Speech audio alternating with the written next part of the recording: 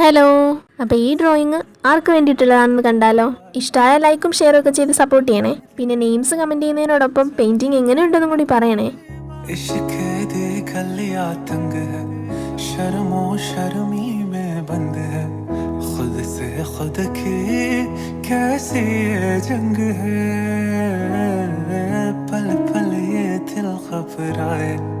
पल पल ये दिल शर्माए, कुछ कहता है और कुछ कर जाए, कैसी है पहेली मॉडल मर जाना इश्क में जल्दी बड़ा ഈ ഡ്രോയിങ് ഞാൻ നമ്മുടെ 1K ഗിവവേയുടെ മൂന്നാമത്തെ വിന്നറായ ഫിദയ്ക്ക് അയച്ചു കൊടുത്തതാട്ടോ. എല്ലാവർക്കും ഇഷ്ടമായി കാണുമെന്ന് വിചാരിക്കുന്നു.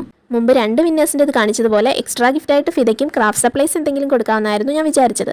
എന്തെങ്കിലും ആർട്ട് മെറ്റീരിയൽ മതിയെന്ന് ഫിദ പറഞ്ഞതുകൊണ്ട് ക്ലെയിം മാറ്റിയിട്ട് ഞാൻ സ്കെച്ച് പെൻ വെച്ചു.